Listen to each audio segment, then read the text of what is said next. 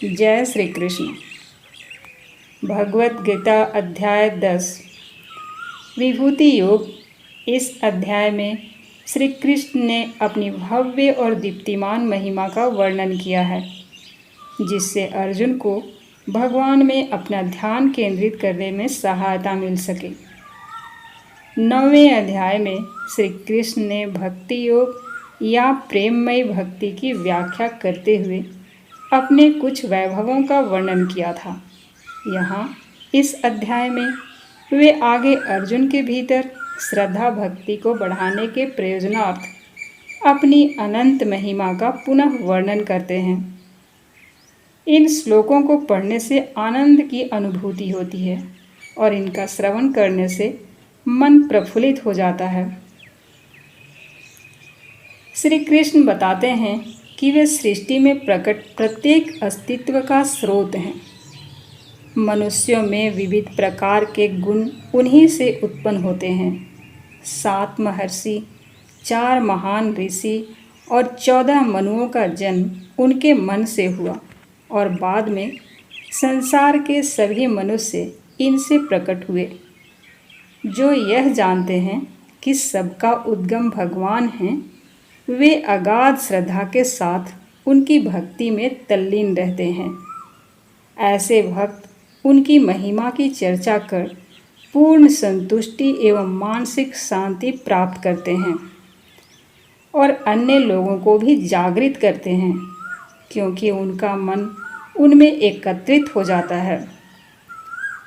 इसलिए भगवान उनके हृदय में बैठकर उन्हें दिव्य ज्ञान प्रदान करते हैं, ताकि वे उन्हें सुगमता से प्राप्त कर सकें।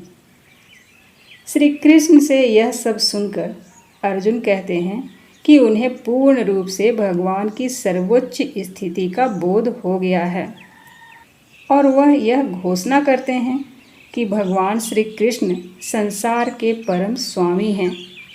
फिर वह भगवान से विनम्र अनुरोध करते हैं कि वे पुनः अपनी अनुपम महिमा का और अधिक से अधिक वर्णन करें, जिसका श्रवण करना अर्जुन के लिए अमृत का सेवन करने के समान है।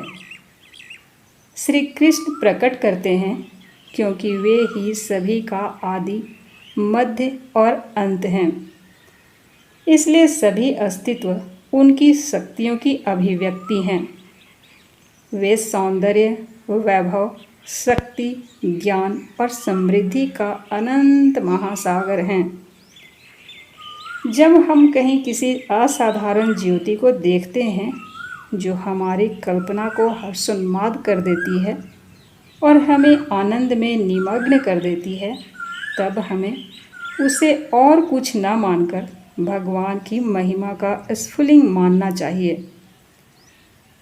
वे ऐसे विद्युत गृह के समान हैं जहाँ से मानव जाति के साथ साथ ब्रह्मांड में सभी पदार्थ अपनी ऊर्जा प्राप्त करते हैं।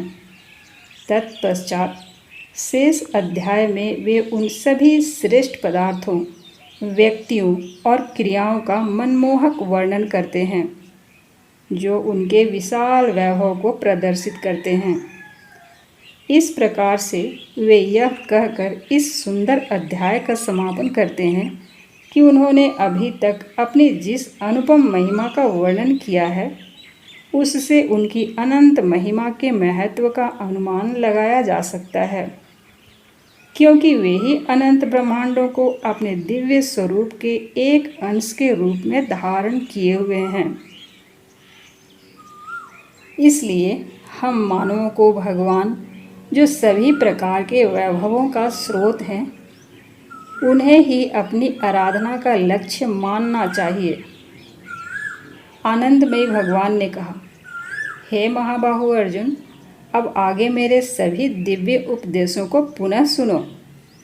चूँकि तुम मेरे प्रिय सखा हो, इसलिए मैं तुम्हारे कल्याणार्थ तुम्हें इन्हें प्रकट करूँगा। ना तो स्वर्ग के देवता और न ही महान ऋषि मेरी उत्पत्ति या वैभव को जानते हैं, क्योंकि मैं ही सभी देवताओं और महान ऋषियों की उत्पत्ति का उद्गम हूँ। वे जो मुझे अजन्मा अनादि और समस्त ब्रह्मांडों के स्वामी के रूप में जानते हैं, मनुष्यों में केवल वही मोह रहित और समस्त बुराइयों से मुक्त हो जाते हैं। जीवों में विविध प्रकार के गुण जैसे बुद्धि, ज्ञान, विचारों की स्पष्टता, क्षमा, सत्यता, इंद्रियों और मन पर नियंत्रण, सुख और दुख, जन्म मृत्यु, भय, निडरता, अहिंसा, समता, तुष्टि, तप, दान, यश और अपयश केवल मुझसे ही उत्पन्न होते हैं। सप्त महर्षिगण और उनसे पूर्व 4 महर्षि और 14 मनु सब मेरे मन से उत्पन्न हुए हैं तथा संसार में निवास करने वाले सभी जीव उनसे उत्पन्न हुए हैं। जो मेरी महिमा और दिव्य शक्तियों को वास्तविक रूप से जान लेता है, वह अविचल भक्ति योग के माध्यम से मुझ में एकीकृत हो जाता है। इसमें कोई संदेह नहीं है। मैं समस्त सृष्टि का उद्गम हूँ। सभी वस्तुएं मुझसे ही उत्पन्न होती हैं। जो बुद्धिमान यह जान लेता है, वह पूर्ण दृढ़ विश्वास और प्रेम भक्ति के साथ मेरी उपासना करता है। मेरे भक्त अपने मन को मुझ में स्थिर कर अपना जीवन मुझे समर्पित करते हुए सदैव संतुष्ट रहते हैं। वे एक दूसरे को ज्ञान प्रदान करते हुए, मेरे विषय में वार्तालाप करते हुए और मेरी महिमा का गान करते हुए अत्यंत आनंद और संतोष की अनुभूति करते हैं। जिसका मन सदैव मेरी प्रेममयी भक्ति में एकीकृत हो जाता है, मैं उन्हें दिव्य ज्ञान प्रदान करता हूँ, जिससे वह मुझे पा सकते हैं। उन पर करुणा करने के कारण मैं उनके हृदयों में वास करता हूँ और ज्ञान के प्रकाश में दीपक द्वारा अंधकार जनित अज्ञान को नष्ट करता हूँ। अर्जुन ने कहा, आप परम पुरुषोत्तम भगवान, परम धाम, परम शुद्ध, अविनाशी भगवान, आदि पुरुष, अजन्मा तथा महानतम हैं। नारद, असित, देवल और व्यास जैसे महान ऋषि सभी इस सत्य की पुष्टि करते हैं और अब आप स्वयं भी मुझे यही सब बता रहे हैं। हे कृष्ण, मैं आपके द्वारा कहे गए सभी कथनों को पूर्णतया सत्य के रूप में स्वीकार करता हूँ। हे परम प्रभु, ना तो देवता और ना ही असुर आपके वास्तविक स्वरूप को समझ सकते हैं। हे परम पुरुषोत्तम, आप सभी जीवों के उद्गम और स्वामी हैं। देवों के देव और ब्रह्मांड के नायक हैं। वास्तव में केवल आप अकेले ही अपनी अचिंतनीय शक्ति से स्वयं को जानने वाले हो। प्रभु, कृपया विस्तार पूर्वक मुझे अपने दिव्य ऐश्वर्यों से अवगत कराएं, जिनके द्वारा आप समस्त संसार में व्याप्त होकर उनमें रहते हो। हे योग के परम स्वामी, मैं आपको ज़्यादा अच्छे से कैसे जान सकता हूँ और कैसे आपका मधुर चिंतन कर सकता हूँ। हे परम पुरुषोत्तम भगवान, ध्यानावस्था के दौरान मैं किन किन रूपों में आपका स्मरण कर सकता हूँ। हे जनार्दन, कृपया मुझे पुनः अपनी दिव्य महिमा, वैभवों और अभिव्यक्तियों के संबंध में विस्तृत रूप से बताएं। मैं आपकी अमृत वाणी को सुनकर कभी तृप्त नहीं हो सकता। आनंद में भगवान ने कहा, अब मैं तुम्हें अपनी दिव्य महिमा का संक्षिप्त वर्णन करूँगा। हे श्रेष्ठ कुरुवंशी, इस वर्णन का कहीं भी कोई अंत नहीं है। विभूति योग मैं सभी प्राणियों के हृदय में स्थित हूँ। मैं ही समस्त जीवों का आदि, मध्य तथा अंत हूँ। मैं अदिति के 12 पुत्रों में विष्णु हूँ। प्रकाशवान पदार्थों में सूर्य, मरुतों में मुझे मरीचि और नक्षत्रों में रात्रि का चंद्रमा समझो। मैं वेदों में सामवेद, देवताओं में स्वर्ग का राजा इंद्र हूँ इंद्रियों के बीच में मन और जीवित प्राणियों के बीच चेतना हूँ। रुद्रों में मुझे शंकर जानो, यक्षों में मैं कुबेर हूँ, वसुओं में मैं अग्नि हूँ और पर्वतों में मेरु हूँ। हे अर्जुन, पुरोहितों में मुझे बृहस्पति जानो और सेना नायकों में मैं कार्तिकेय हूँ और सभी जलाशयों में समुद्र हूँ।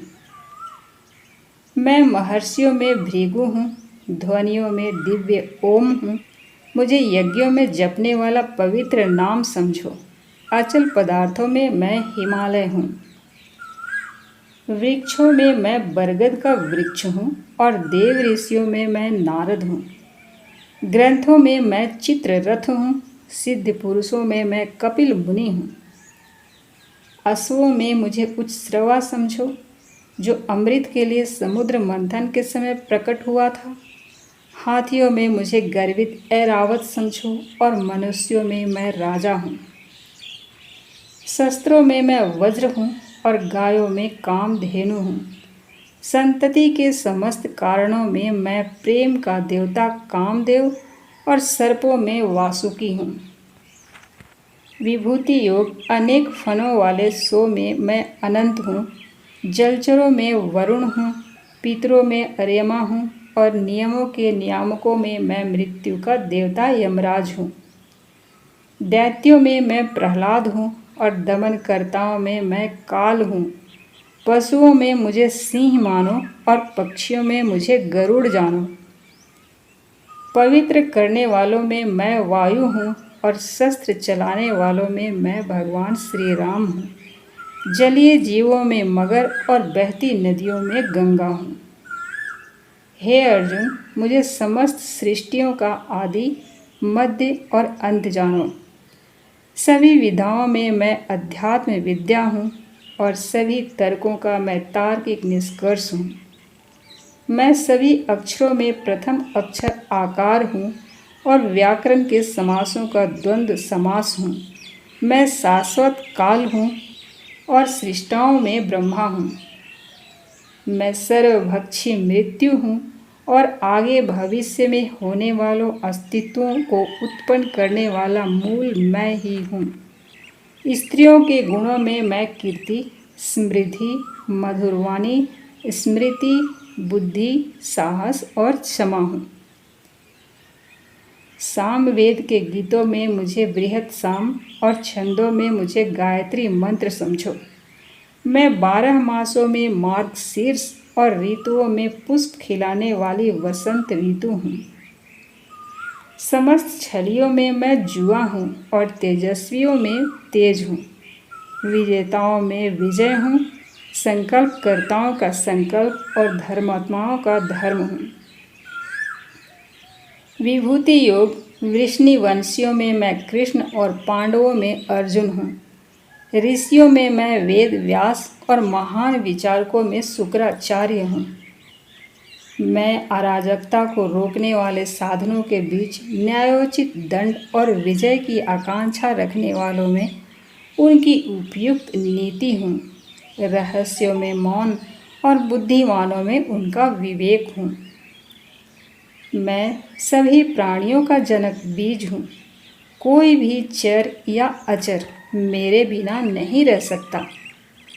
हे शत्रु विजेता, मेरी दिव्य विभूतियों का कोई अंत नहीं है। मैंने जो तुमसे कहा, यह मेरी अनंत महिमा का संकेत मात्र है। तुम जिसे सौंदर्य, ऐश्वर्य या तेज के रूप में देखते हो, उसे मेरे से उत्पन्न किंतु मेरे तेज का स्फुलिंग मानो। हे अर्जुन, इस प्रकार के विस्तृत ज्ञान की क्या आवश्यकता है? केवल इतना समझ लो कि मैं अपने एक अंश मात्र से सकल सृष्टि में व्याप्त होकर उसे धारण करता हूँ। इस प्रकार उपनिषद, ब्रह्म विद्या तथा योग शास्त्र रूप श्रीमद् भगवद गीता के श्री कृष्ण अर्जुन संवाद में विभूति योग नामक 10वां अध्याय संपूर्ण हुआ। जय श्री कृष्ण।